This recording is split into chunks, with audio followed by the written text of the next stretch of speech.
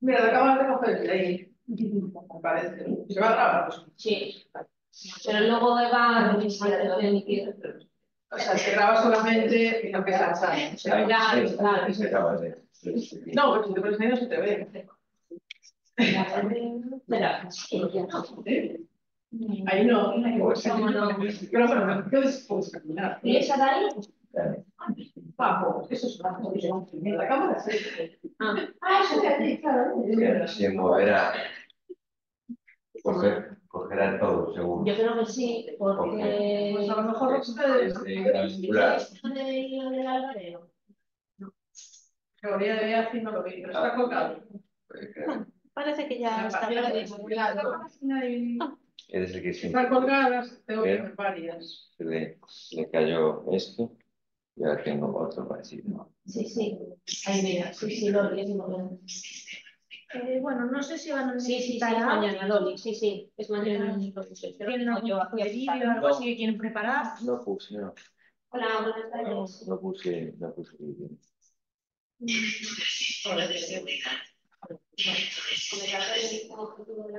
Hola, buenos días. Hola. Bueno, ya queda todo listo, está grabando, tiene la presentación. ¿Alguna cosa más? Va perfectamente, queda listo esto. Sí, son. No, Sí. no sé si quiere revisar las diapositivas todas antes de empezar, por si acaso hay alguna cosa que falte o algo así.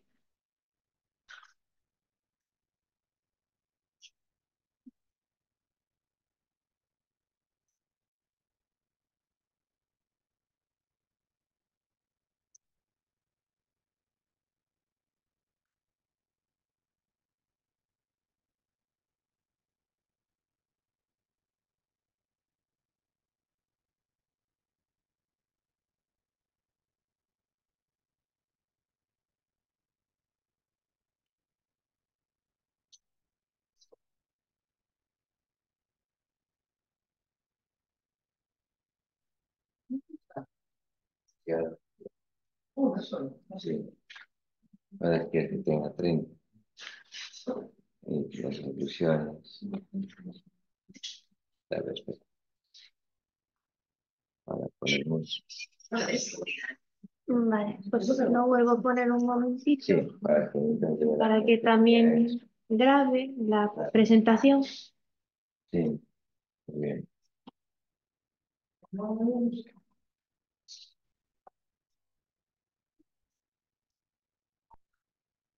Vale, pues ya estaría entonces.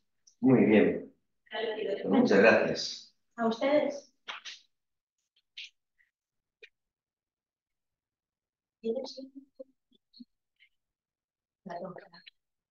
Ah, no lo llamo.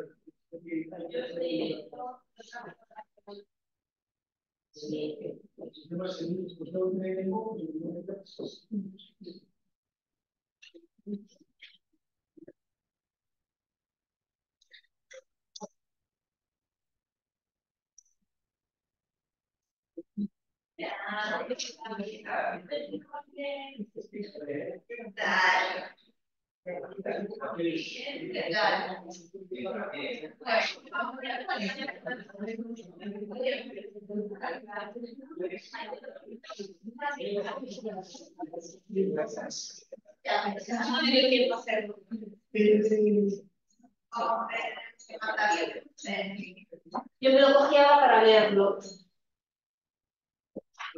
Me lo cogí para leerlo.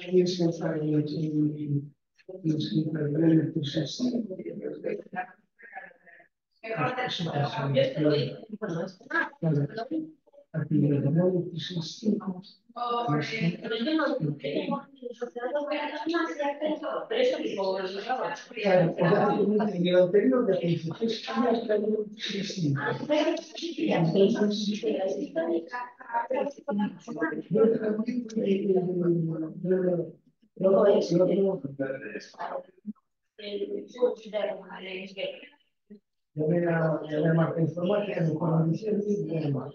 Yo lo que digo es que sí es lo que le va a hacer.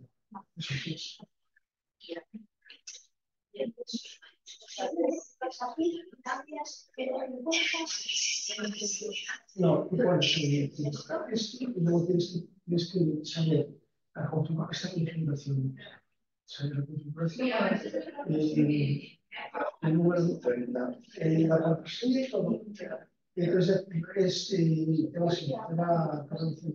A mí me dice. También lo que es el número. Y ahora a rematar con ese cambio de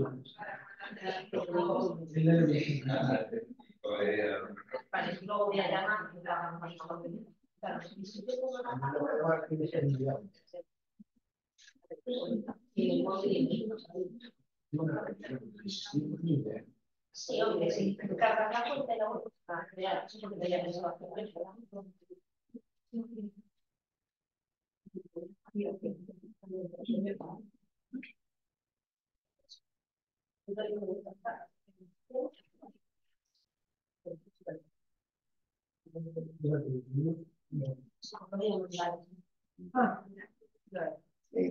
Hola Luis. Hola. Ya de vuelta, ¿eh? Muy bien. No coincidió más. Volvimos a la vuelta de la hora. Es una horita. Sí, sí, sí.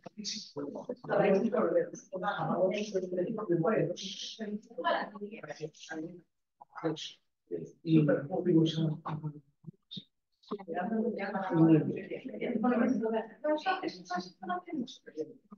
Está todo cerca. nosotros fuimos con ahora seguimos y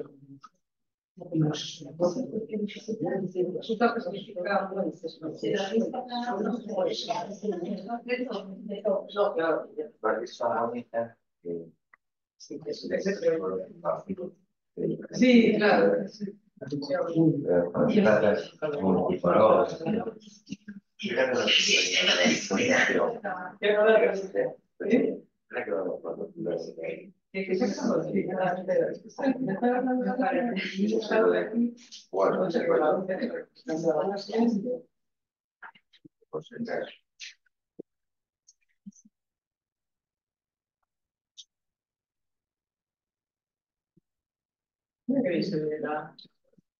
Mejor bien, claro.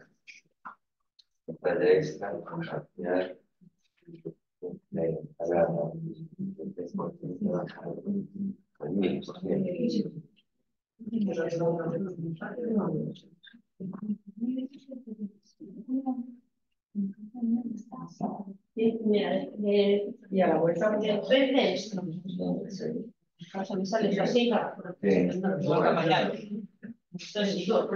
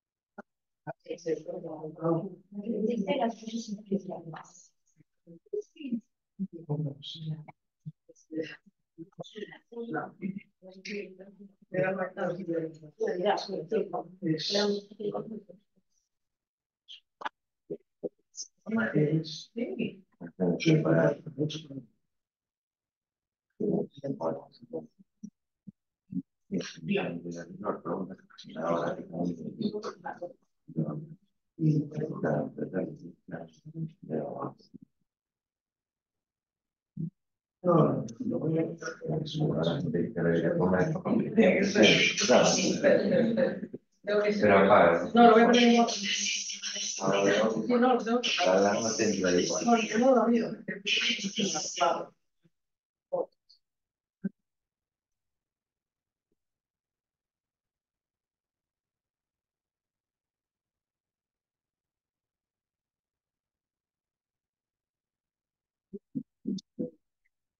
Pues, también más lo que dices.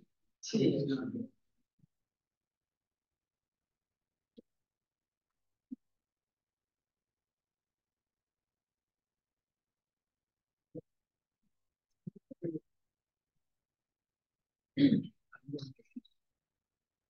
como estaba diciendo yo, por eso tendría que bajar a las dos.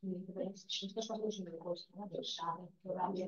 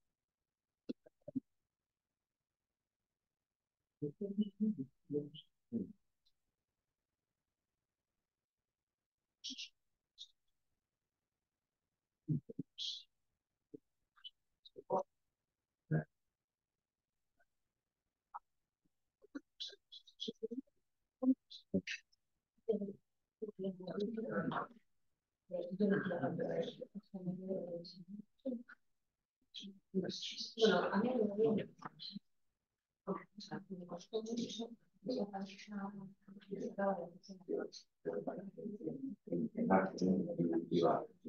Pero pueden pagar ahí.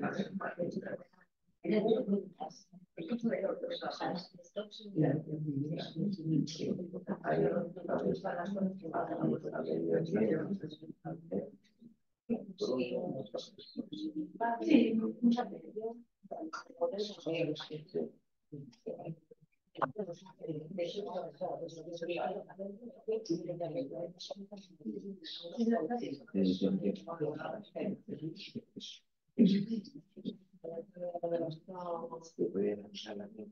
Y la señora más de cara al trabajo.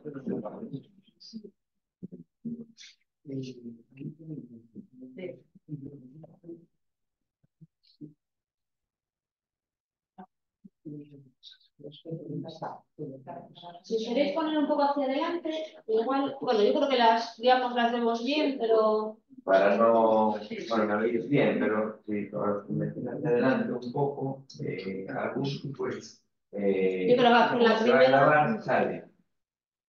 Sale que estoy dando cursos. Esa es la primera fila, sale vacía. Si no vais a entrar un poco más adelante, pues está.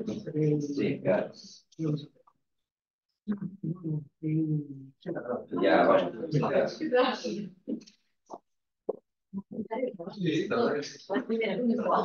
la primera no lo estoy comentando aquí, sí. Sí, gracias.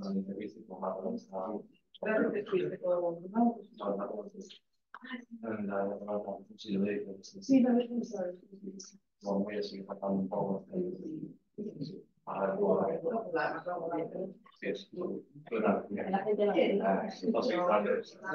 Sí. Sí.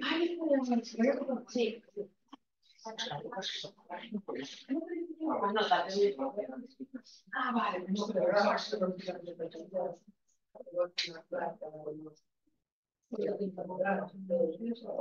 Claro, ¿cómo vas a ver?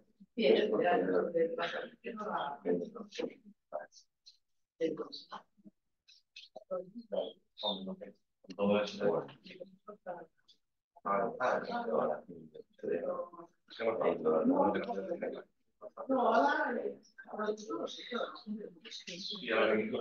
sí, sí, sí. No, no te preocupes, yo creo que vamos a empezar. Entre mí sí ya no lo sé.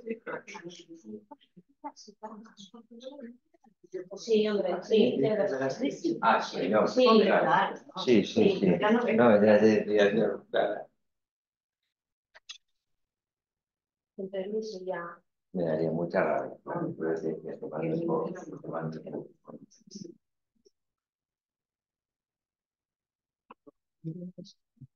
Sí. Bueno, yo creo que si os parece podemos empezar, porque me imagino que aquí nos podemos ir o sea, se puede ir a comer y si tenemos que trabajar por la tarde. Bueno, pues muchísimas gracias por venir. Esta es una de las primeras charlas que vamos a hacer desde la vocalía de alimentación sobre alimentación. Yo creo que son temas que nos van a interesar a todos y muy enfocado a nuestra doble farmacia. La primera de todos, nos estrenamos con un compi, un compañero nuestro de Benson, Pablo García Blanco. Bueno, tiene aquí un currículum que es para, bueno, los voy a contar así como rápido, es farmacéutico comunitario, es óptico optometrista, dietético nutricionista, ortopeda, audioprotesista, vicepresidente de SEFAC. Ha trabajado y trabaja en grupos de nutrición, también, bueno, en diabetes con SEPAC, ha dado clases, o sea, tiene un currículum súper extenso. Bueno, ha hecho distintas ponencias y, bueno, yo creo que nos va a aportar una visión como muy práctica y algo que debemos tener en cuenta, que es la alimentación en los primeros 1000 años de vida. En los 1000 años de vida, perdón. 1000 años. Y bueno, os animo a que le prestéis atención, que le hagáis o las preguntas que queráis, que lo aprovechéis, porque sabe un mogollón y yo creo que nos va a ayudar y nos va a aportar un montón de cosas que probablemente desconozcamos. Entonces yo ya lo dejo hablar a él y nada. Muchas gracias, Paula. La verdad, eres un encanto y bueno, una buena compañía y amiga, que se nota.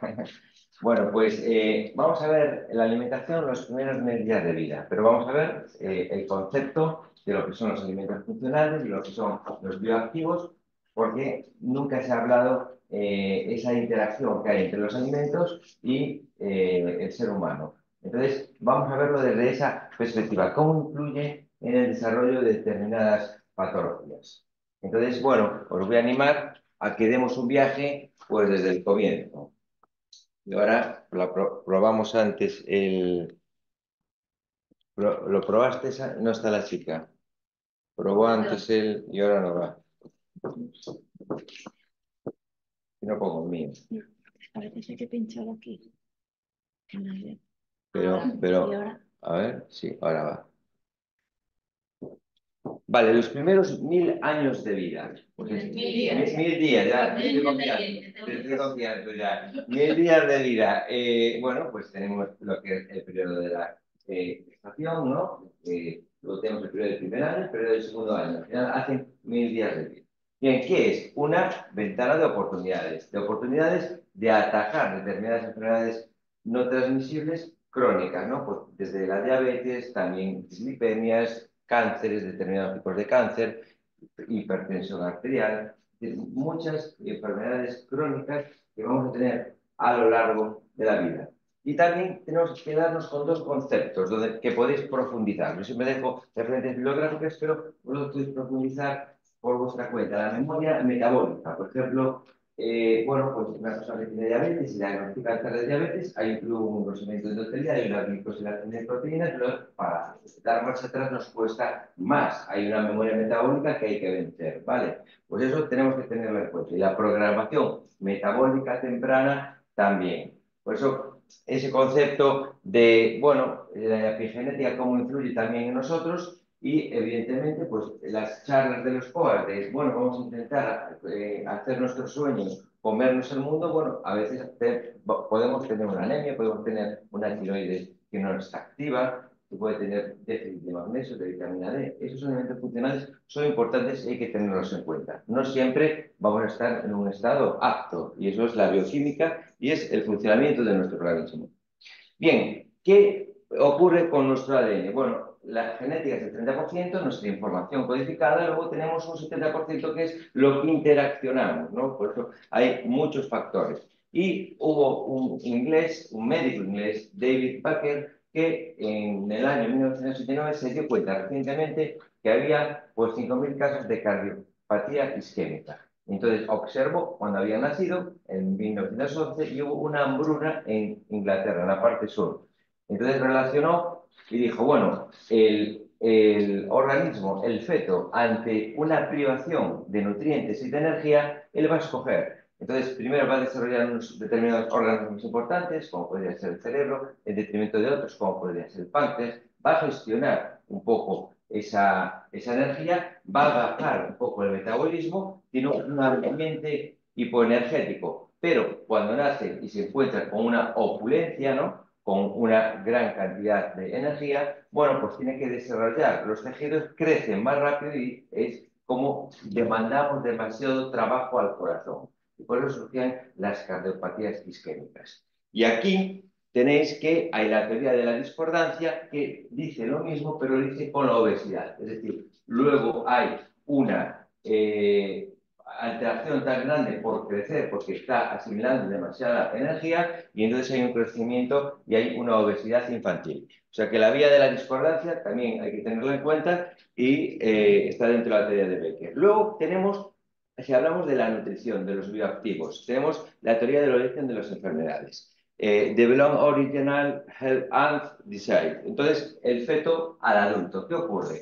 Bueno, pues va a haber una serie de mecanismos que nos vayan a cambiar nuestro ADN. Y ahora vamos a ver cómo nos cambia. Y eso va a afectar en el crecimiento, en la estructura y en el metabolismo. Vale, eso quiero que lo tengáis en cuenta porque es muy importante que no cambie el genotipo, es decir, el ADN, pero sí nos va a cambiar el fenotipo.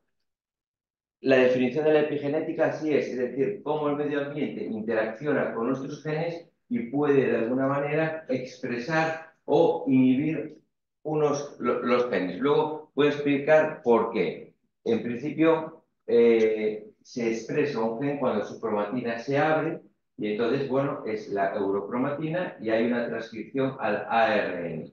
Si esa está cerrada, se llama heterocromatina y entonces no va a haber esa transcripción al ARN mensajero para mandar la información genética, ¿no?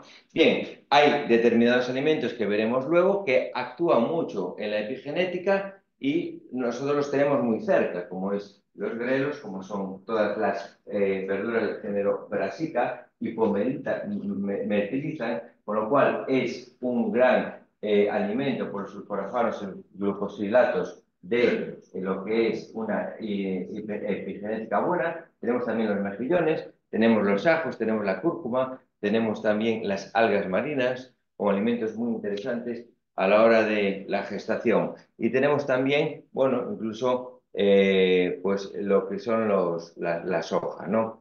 A ver, los procesos por los que hay una alteración en el ADN y son interesantes a la hora de abordar la alimentación los primeros 20 días de vida es, por un lado, lo que es la metilación del ADN. Es decir, nosotros lo que tenemos es nuestro ADN, nosotros tenemos una serie de nucleótidos y aquí la citosina antecede a la guanina y se van a crear, se unen mediante fosfato, se crean el CPG. Si eso se repite mucho, son islas CPG. Ahí se produce la metilación y solamente tiene el 1% de información de la genética, pero es del 40% pronto. Por lo tanto, es importante que sin cambiarlos, sí se puede metilar. Es decir, un grupo metilo se incorpora aquí por determinados alimentos. Y lo que va a hacer es que exprese o inhiba determinados genes. Es decir, que haya la transcripción o no la haya. Por ejemplo, una supresión de un gen inhibidor de cáncer, pues no es bueno, porque es no, sí, se va a expresar. Ahora, uno que sea pues inhibidor de desarrollar una colesterolemia, por ejemplo, pues ya es otra cosa, ¿no? Es decir, al final la epigenética va a jugar en expresar e inhibir determinados genes por esos tres mecanismos. Luego está la modificación de histonas. Las histonas son proteínas que empaquetan el ADN, ¿no? El ADN siempre podéis también, bueno, compararlo con un cordón de un zapato, ¿no? Nosotros está protegido por lo que son los telómeros. Eso es otro procedimiento que nosotros no vamos a hablar, pero sí a comentar. Y luego está empaquetado por una serie de proteínas. Si esos quedan al descubierto, hay una modificación de ellas, queda accesible el ADN y entonces cambia nuestro ADN, porque hay unas marcas epigenéticas. Y este año en ratones se vio que esas marcas se heredan. Hasta entonces no, porque se reseteaba otra vez, se volvía a empezar, pero se pueden heredar. Por lo tanto, estamos hablando de esa hambruna que detectó Barker, que se pasaba a 4 generaciones, ¿vale? Es decir, si se pasa mucha hambre el feto, luego puede haber 4 generaciones que tengan ese gen ahorrador, y por poca cosa va a ser un feto que tiene una tendencia a la obesidad. Y luego están los microRNAs, que vienen a ser ya esos pequeños ARNs, ya con información, que pueden sufrir acetilaciones o también metilaciones. Y eso en sí afecta al desarrollo de enfermedades crónicas. Esto viene a ser un cuadro en general, que hay una expresión precoz o una expresión más tardía, pero la hay, va a estar ahí y llegará un momento en que se exprese, pero hay una plasticidad. En la epigenética hay una plasticidad. Igual que lo hacemos hacia un lado, se puede hacer hacia el otro. Pero cuesta más. Bien, dentro de la epigenética, simplemente comentar lo de las enfermedades crónicas. Os voy a comentar, mira, la persona más longeva del mundo llegó a los 122, que es Jane Kalmen. Luego es una japonesa que se llamaba Tanaka, 118. Actualmente la más longeva del mundo es 116. Y más o menos, las tres tenían un patrón alimentario muy parecido, porque están en el eje 40, en el paralelo 40 norte, cerca de lo que es, pues eso, Japón, Cerdeña también, Icaria, tenemos Loma Linda en California, tenemos, pues eso, España, están ahí, entonces se da una alimentación determinada. ¿Qué alimentación? Bueno, pues os la voy a decir en la siguiente, con la transparencia. Así que tenéis que tener claro que hay algunas moléculas dentro de estos patrones alimentarios, como pueden ser los fitoquímicos, que nos van a servir de mucha ayuda. Pero no por eso la dieta vegana o vegetariana es la más indicada. Patrones alimentarios. Bien, los patrones alimentarios, dieta mediterránea, la dieta DAS, que es la dieta de antihipertensiva americana, que con mucho por 2 gramos, ¿no?, de sal. Luego tenemos también la dieta atlántica, la nuestra, del sur de Europa. Tenemos también el índice High, es decir, todas esas son interesantes. La vegana y la vegetariana, la vegana no incorpora absolutamente nada animal, la vegetariana ya sí, huevos y lácteos, pero habría que planificarla, es decir, con suplementación, en un principio, bueno, se considera dentro de las evidencias científicas y de los organismos oficiales que se podría perfectamente tener un embarazo, pero habría que mirar 4 de los elementos que os voy a comentar luego, minerales, para poder no tener déficit del mismo, ¿vale? Bueno, voy a hacer algún alimento, los más característicos según las evidencias científicas últimas que gustan a los gustadores. Como siempre está el pescado azul, pero es obvio que tiene que ser más bien pequeño, porque en la cadena trófica, al final, el pescado grande se va a llevar todo el mercurio, y podemos tener un problema de mercurio. Entonces, es bueno comer los pescaditos pequeños, que están menos contaminados, y además porque si le pueden comer las espinas mejor por el tema del calcio, que luego hace una sinergia con el magnesio y también con la vitamina D. Fijaros, el aguacate. El aguacate es muy importante. Veo a una persona que le doy la enhorabuena que está en proceso de gestación, ¿no? Pues es un alimento muy, muy importante porque disminuye el índice o el punto de fusión de los triglicéridos. Los triglicéridos son el 95% de la grasa de la leche materna. Entonces pasa mucho mejor, más fluido de la mama al niño, ¿vale? Por lo tanto, es muy importante el aguacate. Por su fibra también, nos va a tener una buena microbiota. También por el ácido oleico, que tiene unas propiedades muy buenas, antiinflamatorias y antioxidantes. Y por, bueno, por sus carotenoides también. Pero vamos a hablar del juego de remolacha. Aquí algún deportista habrá, ¿sí? Yo veo algunos que estéis bien físicamente, ¿no? O algunas. Lo digo porque el zumo de remolacha es vasodilatador. El arginina va a formar lo que es, al final, el óxido nítrico, vasodilata lo que es los vasos sanguíneos, y ahí va riego sanguíneo a todo lo que es la musculatura. Por eso es tan bueno a la hora de suministrar nutrientes a través de la placenta. Entonces esa alimentación uteroplacentaria es interesante. El incorporar alimentos como la remolacha. Se le llamaba la Viagra natural, ¿no? Muchos equipos de fútbol toman 400 mililitros de zumo de remolacha 1 hora y media o 2 horas antes de un partido de fútbol. Luego tenemos digamos, la molécula estrella, ¿no? Que no puede faltar, el ácido fólico. El ácido fólico va de la mano de la B6 y de la B12, porque sufre lo que hablamos antes, lo que os explicaba al principio, esa metilación. Bueno, pues también metilan el ácido fólico porque hay el ácido fólico normal y el ácido fólico activo. Puedes preguntar en la farmacia qué medicamento tiene el ácido fólico activo, no lo tienen todos, ¿no? Entonces ya te evitas ese problema de la sinergia con la B6 y la B12 y ya lo tenemos activo. Pero es importante porque, bueno, va a tener muchísimas, la forma activa es esta, va a tener muchísimas funciones como vamos a ver. El trifolato cálcico, ¿no? El triptófano, bueno, pues un déficit de triptófano también nos va a repercutir en lo que son el eje hipotálamo-pituitaria y la velocidad de crecimiento del feto y, por supuesto, en la tiroides. Bueno, la etapa de gestación, así a grosso modo, he resaltado lo más importante, ¿no? Porque sí que sube todo esto, la demanda de muchos más elementos, pero hay unos elementos que repercuten más que en otros, ¿no? Y entonces, así, pues tenemos que se recomienda, según las evidencias científicas, la suplementación de ácido fólico, de hierro y de yodo.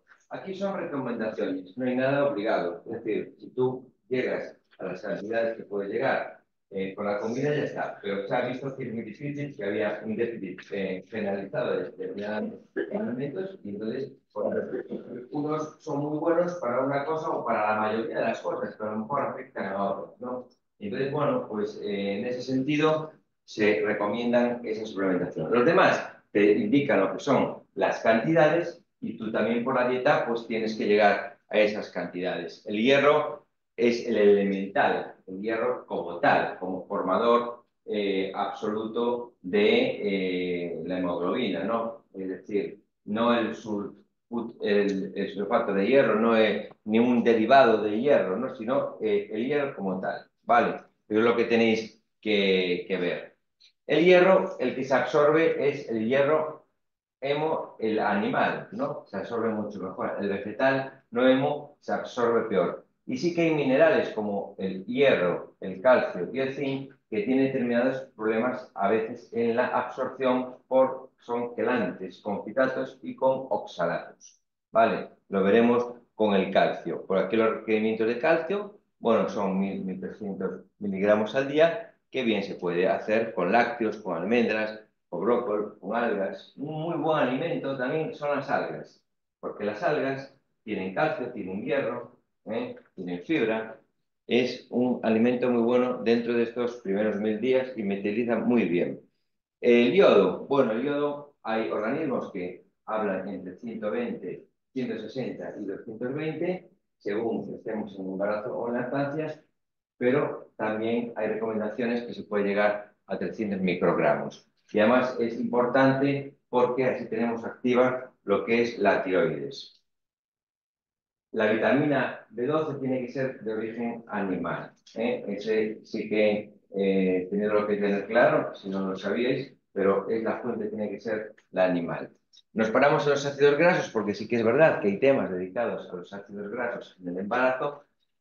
Más que nada saber los que hay, los saturados y los insaturados, que hay los monos y los polis. Y entonces, bueno, hay algunos que son esenciales, como son el linoleico y el alfa-linolénico, ¿no? Ellos son esenciales, hay que tomarlos de la dieta. Pero luego tenemos que tener en cuenta la relación entre ese omega 6 y ese omega 3. No podemos abusar de los aceites vegetales si no tomamos luego también, pues, pescado o nueces, excepto donde esté también la omega 3. ¿Por qué? Porque son precursores, tanto el linoleico como el alfa-linolénico, de los araquidónicos y de los otros dos, del EPA y del DHA, es decir, del eicosapentaenoico y del docosahexaenoico, ¿no? Entonces, luego, en su síntesis, comparten las enzimas para formarse. Entonces, si nosotros nos pasamos con el omega 6, se van todos para allí y fabricamos poco omega 3, con las funciones importantes que tienen de cara al desarrollo cognitivo, visual, participar en las reacciones oxidativas, en el transporte también del colesterol y de otro tipo de grasas, y puede dar parto prematuro. Es decir, el omega 3 es importante. Antiguamente la relación era casi 1:1, pero la relación con las evidencias científicas en la mano suele ser 4:1.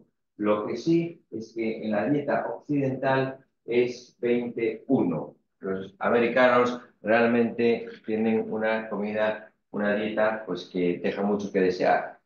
Entonces, esto es importante que lo tengáis claro. El aporte de omega 3 y de alfa-linoleico, que es el precursor, en el embarazo, en la lactancia. Luego pasa también al niño. Es muy importante porque si no, se va a ir a la otra ruta, porque compiten la desaturasa, la longrasa, es decir, todas esas enzimas compiten una ruta con la otra. Bien, ¿qué funciones tienen? El hierro ya lo dijimos antes. ¿Cómo se absorbe mejor el hierro? Siempre lo dice, tomarlo con un poquito de zumo de naranja, comida, ¿no? Porque la vitamina C, ¿por qué? Porque es ácido ascórbico. El pH ácido ayuda a su absorción. Pero luego hay alimentos ricos en taninos, como las legumbres, los cereales, determinados vegetales y fibra dietética, que lo que hacen es quelaciones, ¿no? Y entonces hay que tener también cuidado con eso. Para las dietas veganas, por eso aconsejamos también las algas marinas. Guacames, espagueti de mar, pirulinas, si las habéis probado, os las recomiendo porque se pueden hacer muchos platos con ellas. También le pasa con el yodo, es una fuente rica en yodo. Y es para el funcionamiento de la tiroides, porque si no podemos tener un retraso mental en el recién nacido. La vitamina B9 o ácido fólico ya se suele empezar a tomar antes de la concepción, si se puede, ¿vale? Igual que el yodo. Son dos minerales y vitaminas que se suelen tomar antes de la concepción, ¿vale? En el periodo pues, de 3 meses. Y la B6 y la B9 aumentan lo que es su absorción. Puede su déficit generar una disfunción en el tubo neural, también el labio leporino, y puede haber un menor neurodesarrollo. Por lo tanto, el sistema nervioso está un poco de la mano de la vitamina B12 y de la vitamina ácido fólico, vitamina B9. Entonces es importante que tengáis en cuenta ese aporte, porque ya hay complejos vitamínicos también que te dan el ácido fólico y el yodo en esas cantidades idóneas para no tener esas consecuencias. El calcio, que es básico para los huesos y para los dientes, pero también se puede tener quelaciones. Por ejemplo, el oxalato cálcico, muy conocido, ¿no? Forman esas piedrecitas, que nos pueden tener problemas, por ejemplo, en los riñones. Entonces, bueno, pues claro, las fuentes del calcio son el yogur, los pescados, que se recomiendan a los pequeños y con espinas, pero bueno, no acompañarlo justo en ese momento con muchísima legumbre o determinados tipos de verdura, ¿no? Deberíamos de poder, bueno, distanciar esas comidas. Si la podemos comer con patata cocida, por ejemplo, sería una muy buena combinación. Entonces, bueno, secuestran también el calcio, el magnesio, el hierro y el zinc. Vale. La vitamina D es una vitamina. Bueno, la vitamina D es una prohormona. Sufre luego 2 hidroxilaciones. Una la va a sufrir en el hígado y otra la sufre en el riñón, de tal manera que se convierte en una hormona. Y entonces va a tener ya un receptor nuclear. Ya va directamente el ADN. Y entonces va a modificar o va a expresar determinados genes, algunos relacionados con determinadas enfermedades y otros no. Se ha visto receptores de la vitamina D en muchas partes del cuerpo. Es decir, sabemos que es para una buena mineralización de nuestros huesos, pero la vitamina D está muy relacionada también con la contracción muscular. Por eso los que hacéis deporte deberéis evitar la vitamina D. Todos, la comunidad internacional está de acuerdo en que no haya déficit de vitamina D. Por eso se debe suplementar en barato unas 400 unidades, pero hay evidencias científicas que dicen que hasta 2000, ¿vale? Entonces habría que ver que no haya ese déficit de vitamina D. Luego, la suplementación mayor para poder llegar a un nivel determinado ya depende un poquito de los profesionales. Ahí se divide la comunidad internacional. Mi posicionamiento es que hay evidencias claras que si 20 o 30 unidades internacionales son buenas, pues ellos son buenas y tampoco vamos a estar jugando con que me puedo pasar y entonces se forman oxalatos cálcicos. No, porque yo soy profesional y puedo decir lo que puede tomar. Un farmacéutico es una persona experta en medicamentos, es el único, además, experto en medicamentos. Por tanto, yo una vitamina puedo recomendarla y decirle cómo la debe tomar. Y bueno, podemos ver el nivel cada X tiempo, pero no me tengo por qué quedar en 20, no me tengo por qué quedar en 30.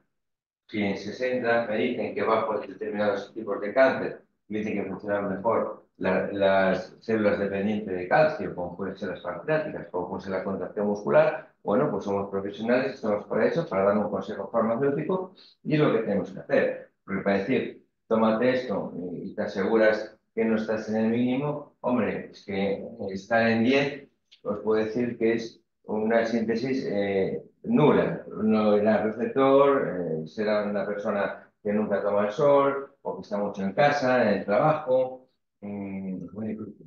con cualquier cosa ya sube a 20. Pues juguemos un poquito más con eso de la vitamina D, sobre todo en el embarazo. Y luego el magnesio tiene unos requerimientos también cuando hay cansancio, cuando tenemos apatía y tenemos flacidez muscular, muchas veces es por falta de magnesio. Bien, tenéis que tener en cuenta, antes de quedarnos embarazadas, tenemos que mirar realmente qué índice de masa muscular tenemos. Si por debajo de 19, si tenemos un normal entre 19 y 25, 26, sobrepeso ya que casi llega a 30 o obesidad. ¿Por qué? Bueno, fijaros aquí, que aparece ahí en la hoja que os hemos dado, la teoría también de la vía del desarrollo, junto con la vía de la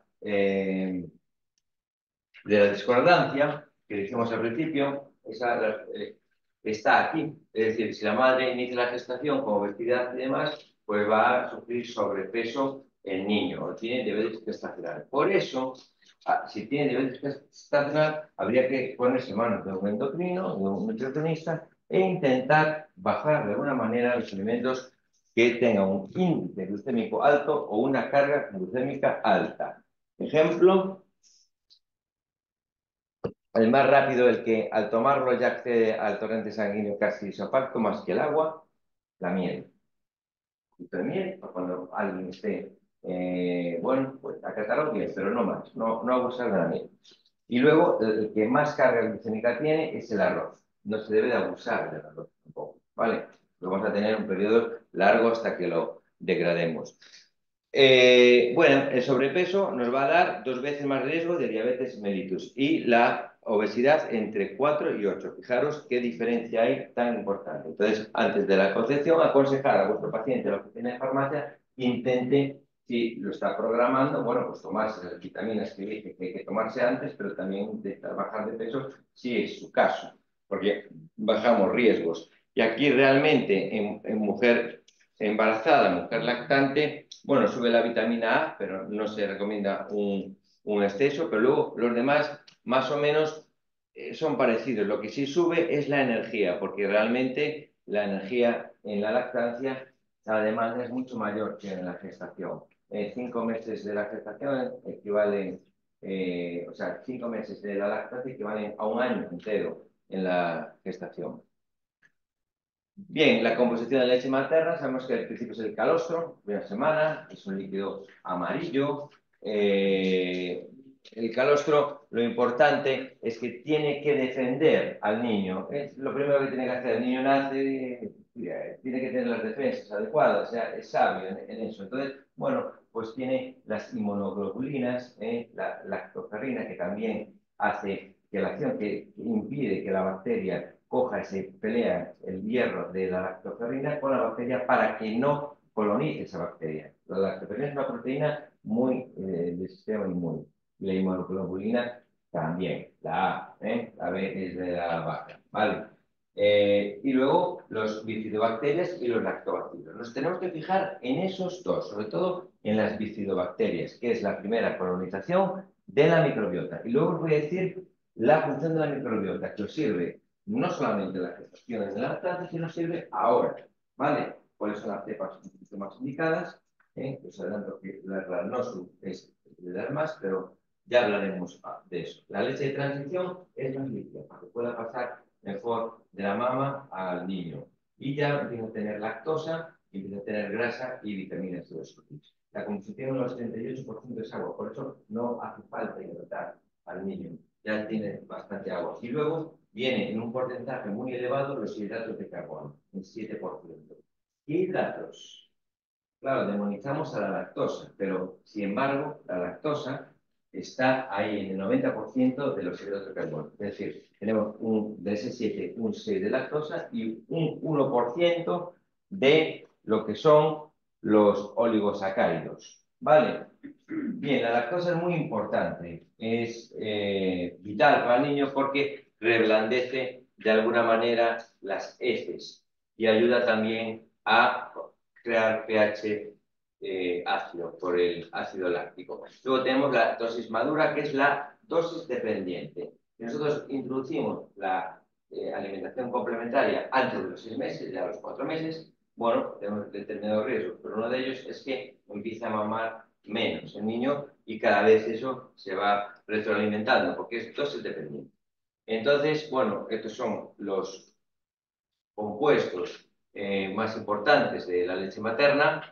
Los hidratos de carbono, pues hemos ya comentado que ese pH ácido favorece también determinadas funciones de los ácidos grasos de cadena corta, y los oligosacáridos no digeribles, que no los digieres tú, pero les sirven muy bien para la flora intestinal, para tus bacterias. Nosotros cuando somos mayores tenemos 1,5 kilos, 2 kilos de bacterias aquí. O sea que alguna función tiene que hacer y son muy importantes. Luego tenemos las grasas. La grasa, claro, como la leche materna es una emulsión de aceite y agua, hablamos de las gotas, ¿no? De los glóbulos grasos de la leche materna, que tiene su parte superficial y su parte más interna. Entonces, tenemos glicerofosfolípidos y esfingolípidos también en la membrana. Pero luego tenemos dentro el triglicérido, los triglicéridos. Y otro ácido graso que demonizamos muchísimo, que es el ácido palmítico, como ácido de cadena larga, que siempre va a traer problemas. Pues bueno, ya sabemos que está en Nutella y demás, pero a esas edades lo que hace es reblandecer las heces y ayuda a la absorción de calcio. O sea que el ácido palmítico, en principio, bueno, de calcio y de magnesio, no es tan malo, es decir, le podríamos dejar las orejas, pero le podemos quitar el tridente o el rabo. No hay que demonizarlo tanto. Vale, y luego, bueno, a componentes principales de las membranas, como dijimos antes, los dos ácidos grasos poliinsaturados importantísimos, como es el ácido linoleico y el alfa-linolénico. ¿Vale? Esos son muy importantes porque son esenciales. No olvidéis nunca eso. Las proteínas tenemos las mucinas, las caseínas, tenemos de suelo la lactoalbúmina, tenemos la lactoglobulina A, la lactoferrina, la aptocorrina. La aptocorrina no oísteis hablar de ella, pero bueno, sí aparece también en la hoja que os di. Es también importante a la hora de las defensas, pero la más importante en ese sentido es la lisozima. ¿Por qué? Porque tiene una adherencia a la pared bacteriana 5.000 veces más que cualquier otro compuesto. O sea, que está presente en la leche materna 5.000 veces más que la leche de vaca. ¿Vale? Por lo tanto, la lisozima es muy importante. Los probióticos, 8.000 bacterias al día, pero también pueden formar 100 unidades de formación de colonias. Claro, para aquellos que no habéis visto algo de probióticos, os puede ser un poco de engorro que yo os dé estos datos, ¿no? Pero es que estos datos están ahí porque cada vez se le ve más importancia a la microbiota y a nivel de la gestación en el embarazo es muy importante la microbiota porque la microbiota la adquiere el niño, y vamos a verlo luego, ya en el nacimiento, si es la vagina o si es por cesárea la obtiene de la microbiota de la piel. Por lo tanto, es muy importante porque luego va a haber unas funciones que pueden ser determinantes en la vida del adulto. La microbiota ejerce un papel muy importante. Está el nervio vago uniendo lo que es la microbiota con el cerebro, se sintetizan determinadas moléculas y luego tiene tres funciones importantes que les voy a decir en la diapositiva que dediqué a ella, porque es muy interesante. A partir de ahora hay, bueno, la Sociedad Española de Probióticos y Prebióticos, que también intentéis mirar todo lo relacionado con los probióticos. En este sentido, os dejo aquí algunas bacterias anaeróbicas que suele haber en la leche materna y también os comento algunas interesantes que hay, ¿no? Como la Rhamnosus, la Reuteri también, la Longum, la Escherichia coli, es la que tenemos que evitar, es la que siempre nos da el problema. Entonces, si tenemos las bacterias buenas, pues no tenemos las malas. Factores de crecimiento de la taurina. Mucha gente dice, no, yo quiero que tenga este complejo vitamínico taurino y tal. Bueno, regulan también el sistema inmunológico y realmente también el neurodesarrollo, sobre todo la visión y el oído. Pero el factor de crecimiento es importante porque es el factor de crecimiento tipo 1 y es una edad en la que tiene que crecer y desarrollarse el niño. Tiene una acción anabólica. Por lo tanto, ese factor insulínico tipo 1 es muy importante que esté presente en la leche de mama, que no está en la de vaca. Bien, ventajas de los bioactivos. Fijaros, en las patologías disminuye las luces medias por todas esas inmunoglobulinas que tiene, esa inmunidad innata, pero adaptativa también. La primera es innata, claro, pero luego la adaptativa, es decir, se queda con la memoria y ya actúan las células T y B. Luego tenemos, bueno, una disminución del asma. ¿Por qué? Porque también disminuyen las infecciones de las vías respiratorias inferiores, menos bronquiolitis, menos neumonías. También disminuye el riesgo de la obesidad. La obesidad es una enfermedad crónica, por lo tanto, esa autorregulación de la saciedad pues es muy importante e impide que coja más energía o más peso del que debería de tener. Luego tenemos una autoinmunidad y cáncer. Por ejemplo, cáncer baja el riesgo de padecer leucemia infantil. Y esos son que bajan el riesgo en estudios de controles cortes. No quiere decir que no vaya a suceder, pero baja el riesgo. Vale, y eso sí que es importante. De cara a la mujer también, el de ovario y el de mama, ¿no? Pero luego tenemos también enfermedades autoinmunes, por ejemplo, la celiaquía baja bastante, la celiaquía ha aumentado cada vez más. Eso se podía estudiar, a veces son autoinmunidades secundarias. Y también los recién nacidos prematuros, la lactancia materna en 50 y 70%, hay una reducción de lo que es la enterocolitis necrosante, tan famosa y que, bueno, tanto miedo se tiene, porque nacen también los niños prematuros, pero también hay una disbiosis intestinal que luego es difícil siempre erradicar. Y también, bueno, actúa a nivel de enfermedades como podría ser la artritis reumatoide. En el sistema cardiovascular, pues tenemos una disminución de la muerte súbita, tenemos también que disminuye la PCR reactiva, que siempre es un proceso inflamatorio, que al final va a repercutir en el circulatorio también, una reducción de 1,5 puntos de la presión arterial sistólica y una reducción de 0,5 puntos de la diastólica. Una reducción del colesterol y del LDL de 7 y el segundo de 7,7, que no está nada mal. Y hay un neurodesarrollo cognitivo también, es decir, va a haber 24 o 5 puntos más de la escala de Wechsler. Y eso pues es muy interesante porque está actuando en el neurodesarrollo del niño.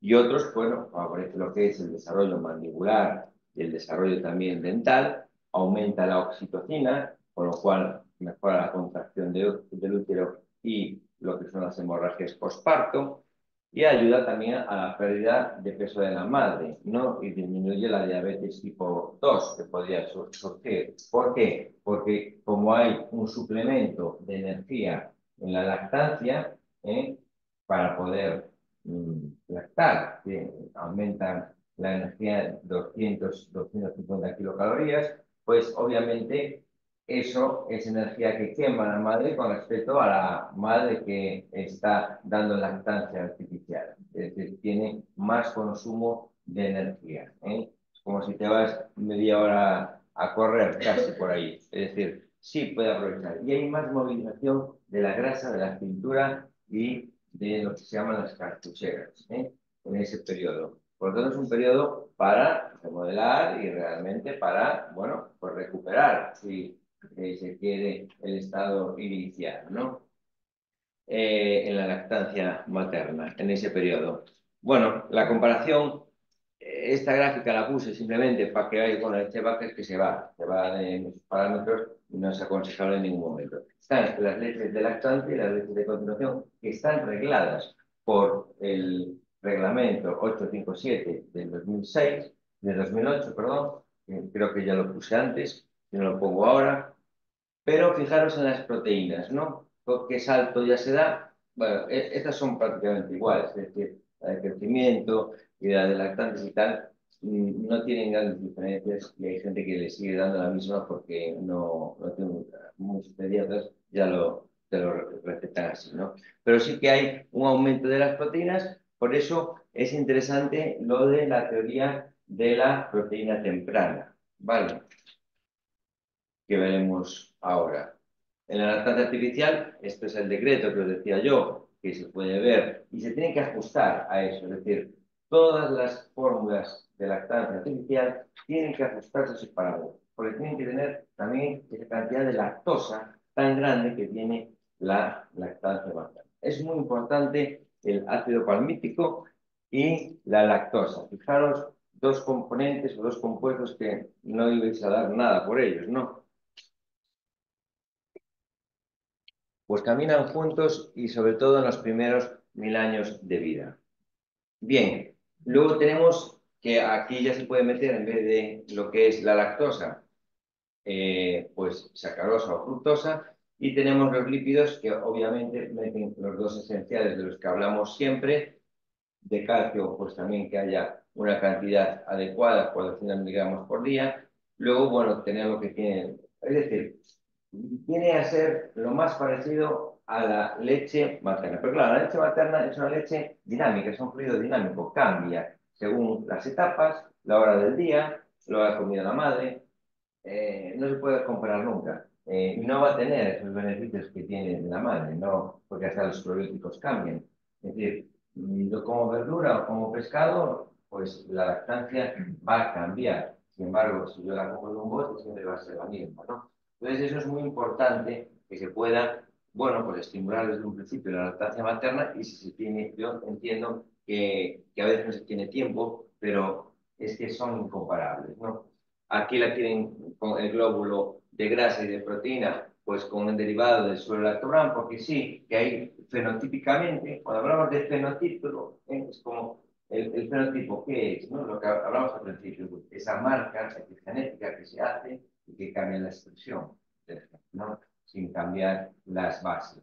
Bueno, lo que decía Ortega es, yo soy yo y mis circunstancias, y es así. Es que las circunstancias son el medio ambiente uterino, mira si la lactancia materna, mira si lo que comemos y todo lo demás, porque interaccionamos con el medio ambiente. Por lo tanto, es muy importante, no solamente nosotros, sino los que nos rodean. La sociabilidad, por ejemplo. Bueno, pues vamos otra vez a esto. El ácido palmítico también está presente, ¿eh? Y en todas las fórmulas lo vais a ver. Cogéis una caja de leche, vais a ver que va a estar presente eso, el ALA, el AL, y también, bueno, pues una energía y proteínas muy parecida a la lactancia materna.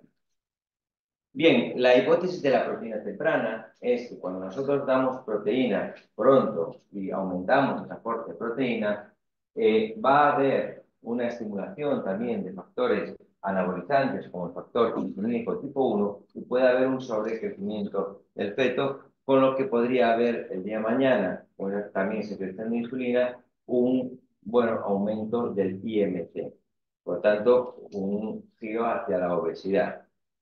Y la de aceleramiento de crecimiento es porque cuando está mamando el bebé mismo, es que dice ya no quiero más, pero cuando damos un biberón, a veces no sabemos bien si ya nació o si no, y a veces no tiene él tampoco esa autorregulación que puede tener con la mama. Vale. La disbiosis intestinal tampoco está realmente con un predominio de la bifidobacteria, que debería de tenerlo. O sea, sí va a tener unas bacterias positivas frente a las patógenas, pero no predomina ni mucho menos la bifidobacteria. Y nos estimula la oxitocina, que aparte de ese enlace y esa sensación cariñosa que hay, bueno, pues también repercute a nivel de la recuperación del útero. Bueno, la alimentación con bebidas infantiles a base de plantas, claro, mucha gente dice con leches a base de plantas. Leche no, porque leche es la secreción de una mama. No existe leche de almendra, leche de soja, eso no existe. Son bebidas que se tienen que atener de alguna manera a ese reglamento y que realmente, bueno, pues los especialistas no están de todo por la labor en esta etapa.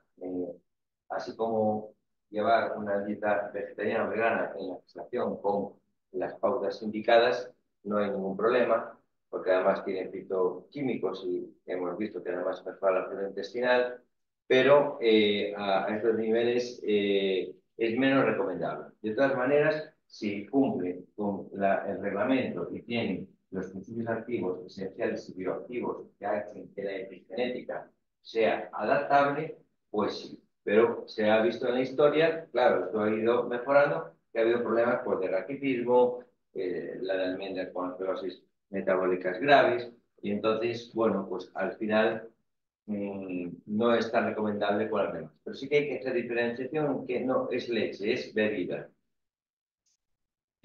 Función de adquisición de la microbiota.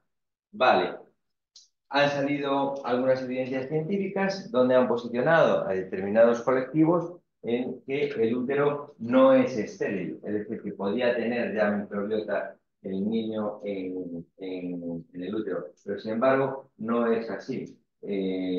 No se ha dado el cambio a eso. Se sabe que hay contactos, pero también se pone una pregunta. Si hay contactos, puede haber contactos, incluso puede haber una infección y haber un aborto o un nacimiento prematuro, ¿no? O sea, contacto puede haberlo, obviamente, ¿no?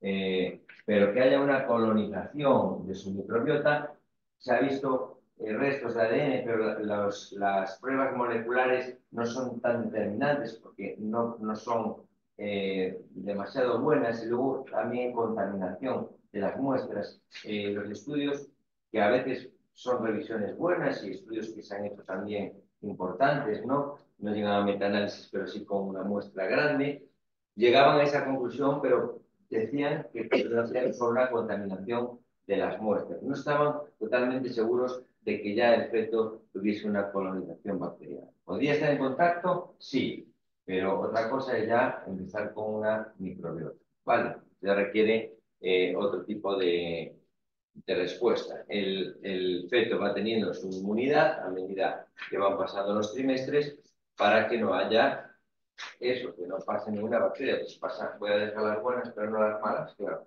Eso es complicado, ¿no? Lo que pasa es que sí que pueden pasar contactos que puede haber. Pero ya está la placenta en esa barrera de defensa muy bien asentada.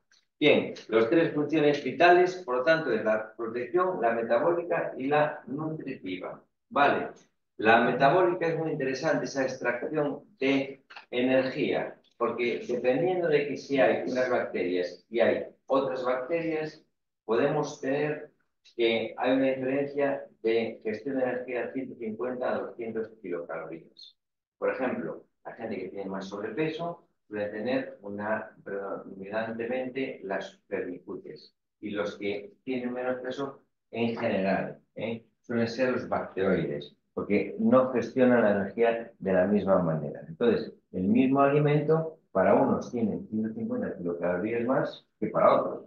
Por lo tanto, sí está en esa gestión de energía la cantidad y el tipo de bacterias presentes. Luego, los ácidos grasos de cadena corta. ¿Qué son? Bueno, pues esa fibra, tanto soluble e insoluble, no digerible, que sirve de alimentos para los microorganismos, ese kilo tipo que tenemos, genera ácidos grasos de cadena corta. Vale, el acetato, el propionato, el butirato. El butirato es muy importante. Ellos van a generar una impermeabilidad intestinal para que tampoco escape nada por las celdillas, de tal manera que repercuta luego en las intolerancias y los procesos inflamatorios, pero también gestionan las defensas a ese nivel, porque impiden pues, que haya un proceso inflamatorio y que esas bacterias se adhieran y colonicen, y también ayudan a que determinados antioxidantes, como los polifenoles, como los flavonoides, como podría ser también el resveratrol, se absorban mejor teniendo una buena cantidad de butirato que no. Y el butirato le hace la cama, digamos, a la carne roja, ¿no? La carne roja sabemos que tiene ese componente de, bueno, positivo de que tiene hierro, el hierro hemo, se asimila, pero tiene también tilamina, una intestinal, y puede ser también precancerígeno, ¿no? De colon. Pero sin embargo, el butirato lo que va a hacer es que inhibe la histona de acetilasa, que es la que origina ese proceso de cáncer colorectal. Por lo tanto, las verduras, los fitoquímicos, por otro lado, parte de los antioxidantes, generan butirato, que es el protector de la flora intestinal. Y eso lo vemos también a nivel del niño, porque lo que toma la madre luego también va a pasar al niño. Y sobre todo, pues todos estos compuestos. Las colonias ya las dijimos antes, y aquí añadí por el tema también de la diabetes mellitus y del índice de masa corporal que se debe tener para poder tener una gestación sin complicaciones, pues 7 cepas que están relacionadas con un IMC más bajo como es la K6, la Vulgaricus, la Rhamnosus. La Rhamnosus es la que recuerda mejor después de unas infecciones o después de una toma de antibióticos y demás. La Longum, la Acidophilus, la Breve y también la Thermophilus.